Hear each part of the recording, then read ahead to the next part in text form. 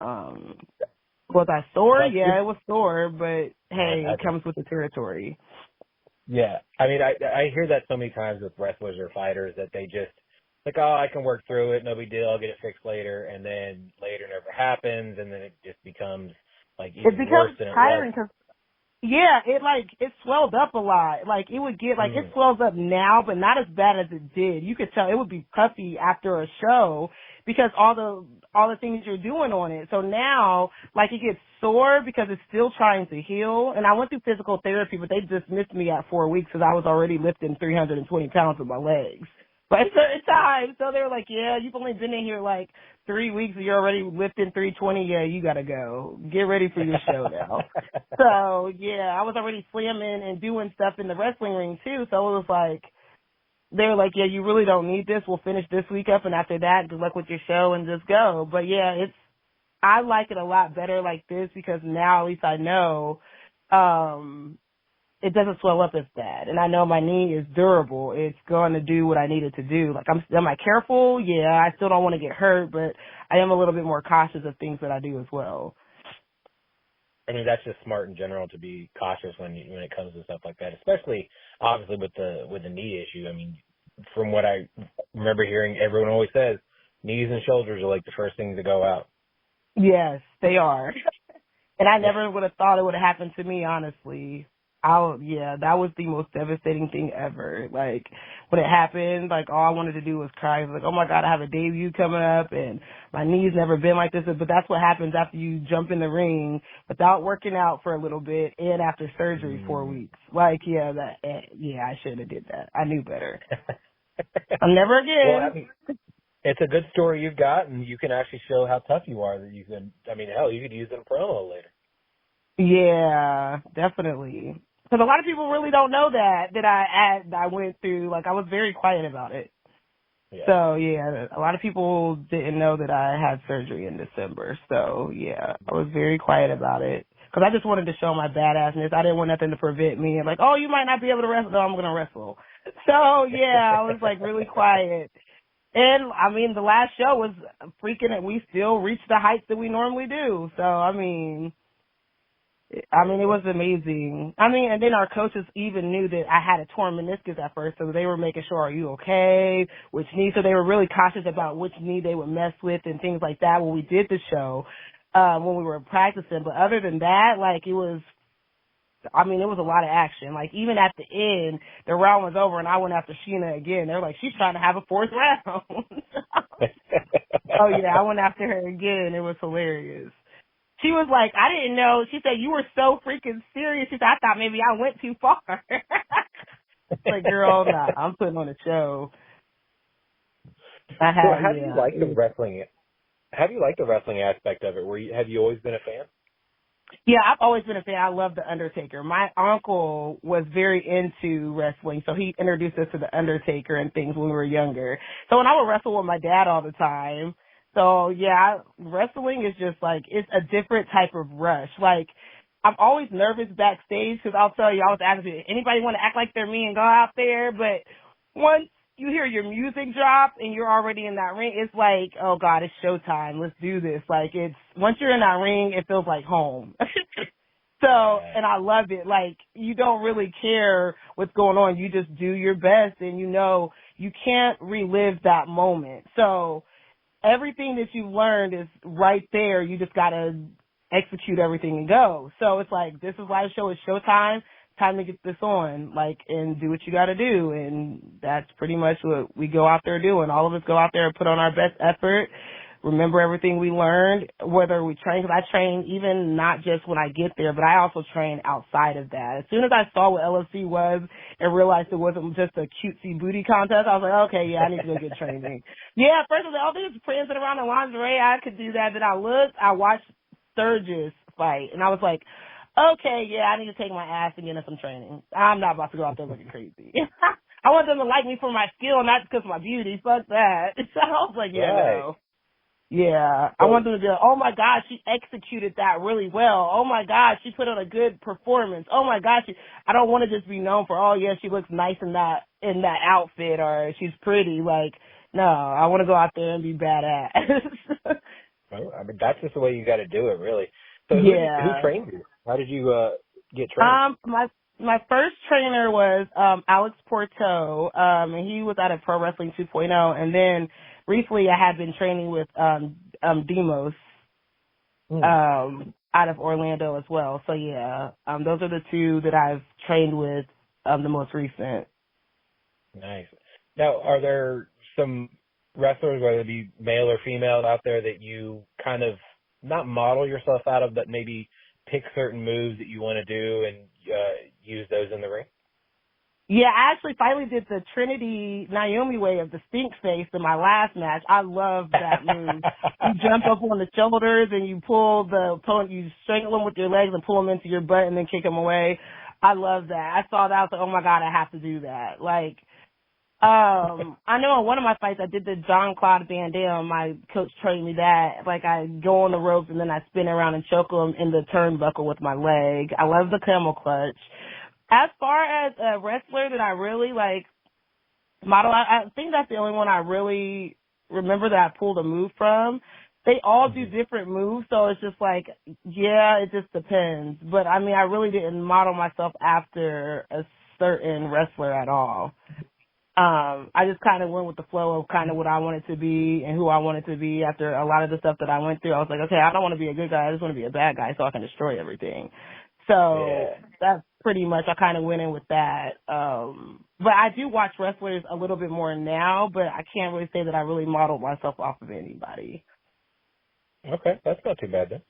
So I also saw that you are an avid gamer. For those that don't really play, what do you recommend?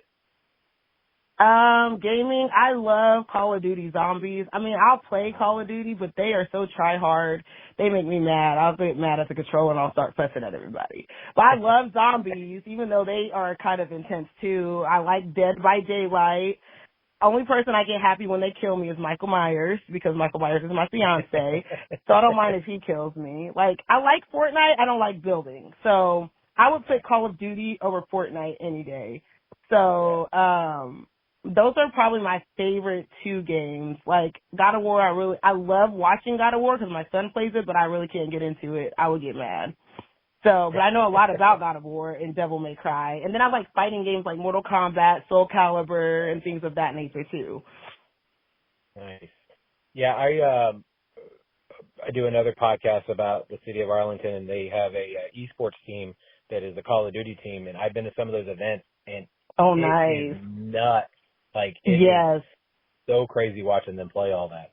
Call of Duty is crazy because the way that the people get into it is just like, oh my God, it's funny as hell. I mean, it gives you a rush. Like, Zombies gives you a rush too. I feel like Zombies more of it can be more of a practice thing. And then, so when you go into multiplayer, it's even crazier because there was one, I forget which Call of Duty it was, but they had the storage containers.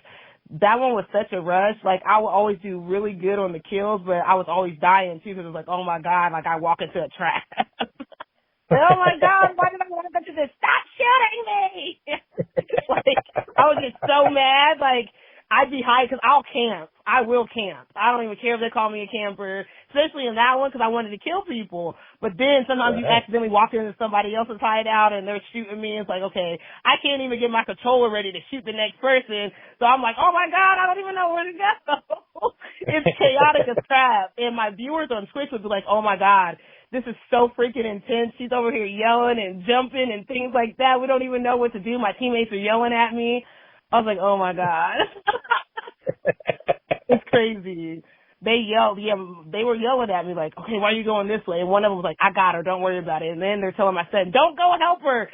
And let him go help her because she's over there doing crazy stuff. I was like, oh my God. My fans are like, stop fussing at her like that. They're like, oh my God, this is so intense right now. It was crazy. It's fun, but it's crazy. Oh God. Wow, that does sound fun though. I love that. It's a lot of fun. Your fans are sitting there cheering you on. Because I would tell them when I was more of a newbie gamer, I was like, guys, I'm a little bit of a newbie, so, okay, I suck a little bit. So you guys, they were like, oh yeah, don't mind her, she sucks a little bit. And, so she's trying to learn her way and teach us and things like that, so it'll be so hilarious. But then they're like, oh my God, she made kills. I was like, I know, guys! It was horrible. It's so horrible. I used to feel that way when I played Halo. I wasn't very good, and some of my friends would just have like big LAN parties where we would, bring over Xboxes and stuff. And I'm like, listen, I'm not very good. I know some of y'all are, so I'm just gonna let you know that right now. Right. Carry me, please. Help. Yeah. Any kill I get, I was like, hell yeah. I feel like I had a 20 kills, let alone 1 kill. Yeah. Once you get better at it, it's just like, oh yeah, I got this now. They ain't about to clown me this time. I got it. Yeah, it's hilarious. It's hilarious. It's fun though. How do you enjoy the Twitch stream? Because I know a lot of people really have embraced it and are very good at it, and like it's become almost like a second family for them. Yeah, Twitch is a lot of fun. I mean, because the people engage with you a lot. So, and it's like that platform because I love cameras, okay? I'm like a ham. I love cameras. So cameras light up and I'm there. Like, so it's like, oh my God, this is a place that no one's telling me to shut up. They're just being quiet and listening to every word I fucking say. I love this. I'm happy about it. Like, I could say something and it means the world to everybody. Like, oh my God, they're listening to me. Like, yeah, it's amazing. I love Twitch. I mean, they're so supportive and everything. Your fans, your supporters, show up for you and just watch you and encourage you. Like, even if you need help, oh God, I forget what key to push. Push this key. I was like, okay. It'll be so easy to do. Like, it's hilarious. Like, yeah, I love it. So, because even when I do that, because I'll do cosplay too, and I'm a bad guy. I'm like Bella Blaze, the villain anime goddess. So I have my own anime character too. So they also like that as well. Yeah, I was gonna say, I noticed you're a cosplayer as well. Who's some of your favorite characters to dress up as? I actually have Vegeta and Goku's costumes, so I love them. I love Sailor Moon. The recent one I did was Momo from My Hero Academia. I like being the superheroes just because I think those costumes look really cool. One I really want to do is Ivy from Soul Calibur. I just have to find her costume, and I want to do Katana still because Katana is my favorite Mortal Kombat person. So, yeah. So you make your own costumes, or you kind of buy them, or is there a hybrid? Or I buy mine, yeah. I actually buy mine right now. I have a sewing machine. I know how to sew, but right now, how busy everything is, yeah, I'm lazy. I'm not about to do that too. I'll just buy it. I mean, there's only so much time in the day, which is unfortunate because, you want to do all the things, but you also have to sleep. You also have to spend time, like you said, with your son, and like you have to do other things that are regular human beings do. Yeah, exactly, because I have a son and a daughter, so I'm a single mom. Okay. So, yeah, it's a lot. So you have to be able to be superwoman for everything. You run a business, you wrestle, you travel, like it's a lot. You do a lot. It's hard to get everything in one day. So, what's your key to balancing work life? Woo! A lot of meditation, a lot of self-love and self-care. You have to do a lot of that. Balancing work life, because of course my work life is a little bit harder because I get beat up in the ring. Right. And then on top of that, I also specialize in, I have a beauty spa, so I do body contouring. I do massage therapy. I specialize in sports massage and reflexology, so you're always taking care of something. So you always have to try to decompress because you're taking in a lot of other people's energy even with that. So, like, I have to, like, sometimes I'll do aromatherapy baths. Not long ago, my friend was visiting me for a week, and she gave me this great 90-minute massage, and it was amazing because I do it, so I don't go get them very often because I'm like, oh, I don't feel like doing that. Like, I do my skincare treatments and things like that. Downtime, video games is kind of like a downtime thing that I can just chill, or I'll cook with the kids. Just stuff to kind of take my mind off of work because I do work a lot. So it's like, she was like, oh my God, you're hardly ever here. I was like, I know, I told you I'm always gone. It's like one of those things, like, it's no downtime. So when I get downtime, like yesterday, like I slept all day. Cause I need it. I did my work, and then after I was done, I finished up early and I slept all day. It was just like, yeah, sometimes you need that. So it's a lot. No, I can imagine. I mean, I just hear so many people doing different things. I'm like, what is their work life? Like, like The Rock or Kevin Hart or somebody like that. I'm like, how do you find time to just like